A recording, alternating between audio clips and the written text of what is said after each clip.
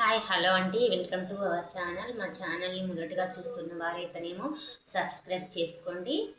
Subscribe చేసుకున్న వాళ్ళేమో like చేసి వీడియోకి హైప్ చేయండి. మానవతా విలువలతో కూడిన మరొక స్టోరీని మీ ముందుకు తేవడం కోసం నేను ఈ వీడియో చేస్తున్నాను. హ్యూమన్ వాల్యూ అనేది నేను ప్రతి ఒక్క స్టోరీలో ఎక్స్ప్లెయిన్ చేస్తున్నాను. నా వీడియోస్ చూసి అందులో నేను ఉద్దేశాన్ని గమనించి ప్రతి ఒక్కరు ముందుకు సాగాలని మనస్ఫూర్తిగా కోరుకుంటూ, అలాగే స్టోరీని కూడా ఎంజాయ్ చేయండి. స్టోరీ నేమ్ వచ్చేసి లయన్ సాడ్, అంటే సింహం విచారంగా ఎందుకు ఉంది అనేది ఈ స్టోరీలో మీకు ఎక్స్ప్లెయిన్ చేయడం కోసం ఈ వీడియో చేస్తున్నాను. ఒక అడవిలో సింహాలున్నాయి, పులులున్నాయి, వివిధ రకాల జంతువులు కూడా నివాసం ఉంటున్నాయి. అయితే వాటన్నిటిలో ఎవరు గొప్ప అనేది యానిమల్స్ అంటే జంతువులన్నిటి దగ్గర కొన్ని నక్కలు ఎవరు గొప్ప అనే భేదం వచ్చింది. కొన్ని జంతువులు మంచి పేరు తెచ్చుకుంటున్నా కానీ నక్కల గుంపు అనేది వాటికి మంచి పేరు రాకోకుండా లేదు మేమే గొప్ప అని అవి వాటికి డబ్బా కొట్టుకోసాగాయి. సింహం వాటికి బాధ్యతలను అప్పగిస్తుంది. అడవికి రాజు కదా సింహం. అయితే బాధ్యతలు అప్పగిస్తే అన్ని జంతువులు పూర్తి చేసుకొని మంచి పేరు తెచ్చుకుంటున్నాయి పనులన్నీ. కానీ మిగిలిన ఈ నక్కలు మాత్రం చెడు మార్గంగా పోతూ మంచి చేసే వాళ్ళను కూడా వాళ్ళకు చెడు పేరు వచ్చేలాగా వాళ్ళ పనులను చెడగొడుతూ వాటిని జంతువులని ఎక్కిరించసాగింది.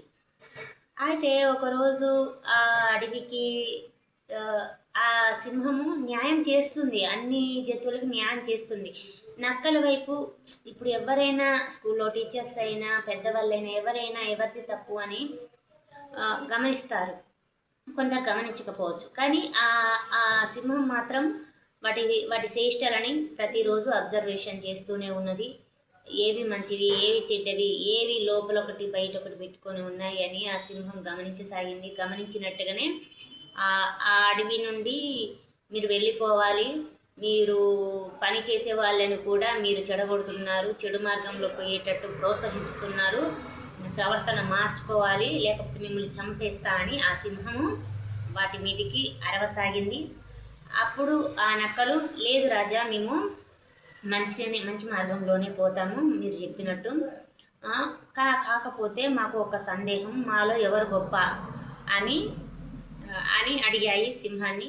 సింహం నేను నీకు చివరిసారి చెప్తున్నాను, ఎవరు గొప్ప కాదు, ఎవరి పనుల్లో వాళ్ళే గొప్ప, మేమే గొప్ప కదా అని ఒకరిని చులకనగా చూడొద్దు, ఎవరి పనుల్లో వాళ్ళు ముందుకు సాగాలి, ఎవరు గొప్ప కాదు అని ఆ సింహం చెప్పింది. అయితే మరుసటి రోజు అటు వెళ్ళారు. సింహము వేటకు పోదామని అక్కడ సేద తీర్చుకుంటూ ఉంటుంటే వేటగాడు వచ్చి నీళ్లు ముంచుతున్నాడు. నదిలో నీళ్లు ముంచుతుంటే ఏదో శబ్దం వచ్చినట్టుగా సౌండ్ వచ్చేసరికి ఏమన్నా సింహాలు పులులు ఏమన్నా వచ్చాయా, మా మీదకి ఏమన్నా దాడి చేస్తాయా అనే బాణము విసిరాడు. ఆయన నీళ్లు ముంచుతుండగా పొదల సందు నుండి సాటు నుండి శబ్దాలు వచ్చేసరికి బాణం విసిరేసరికి ఆ బాణపు దెబ్బ ఎవరికి తగిలింది? ఆ అడవి రాజు అయిన సింహానికి తగిలింది. తగలడం వల్ల అది అక్కడ కొంచెం సుఖ కోల్పోయింది. అయినా కానీ నడుస్తూ ఉంటే ఆ అడవిలో ఒక చెట్టు కొమ్మ నరకడం వల్ల ఒక చిన్న కొమ్మ అనేది దాని కాలు మీద పడ్డది. దాని కాలు కొంచెం విరిగింది. అయినా కుంటుకుంటూ అలసటతోటి నీరసంగా ఒక చెట్టు దగ్గరికి వచ్చి కూర్చొని సేద తీర్చుకొని నేను ఉంటానో పోతానో అనే దిగులుతోటి ఉన్నప్పుడు ఆ పిచ్చి చేష్టలు చేసిన నక్కలు ఆ నక్కల తప్పుని తెలియజేసింది సింహం. వాళ్ళ తప్పును వాళ్ళు తెలియజేస్తే దాని మీద పగబట్టి, ఓ నువ్వు అడవికి రాజావి కదా, నువ్వు చావు బతుకుల్లో ఉన్నావు కదా అని ఆ బాగలేకోకుండా ఉన్న దాని మీద గంతులేస్తున్నాయి, తొక్కసాగుతున్నాయి. అప్పుడు ఆ సింహము బాగా కలిగి కళ్ళు పెద్దగా తెరిచి ఆ నక్క వైపు ఇలా ముఖం వైపు చూస్తూ, నేను చనిపోతే, నేను ఇప్పుడు కన్ను మూస్తే నా ప్రాణం పోతుంది, అదే నా కన్ను తెరిసి నీ బ్రతికుంటే మాత్రం నన్ను ఈ అడవికి రాజు అని అంటారు. నిన్ను మాత్రం కుక్క కంటే తక్కువ స్థాయిలోనే చూస్తారు. కాబట్టి ఎవరి స్థానం ఏందో గమనించుకొని ప్రతి ఒక్కరూ ముందుకు సాగాలి. అర్థమైందా అని ఆ సింహం హెచ్చరించేసరికి ఆ నక్క సిగ్గుతో తలదించుకొని, నక్కల గుంపు తలదించుకొని అక్కడి నుండి వెళ్ళిపోయాయి. నిజమే కదా.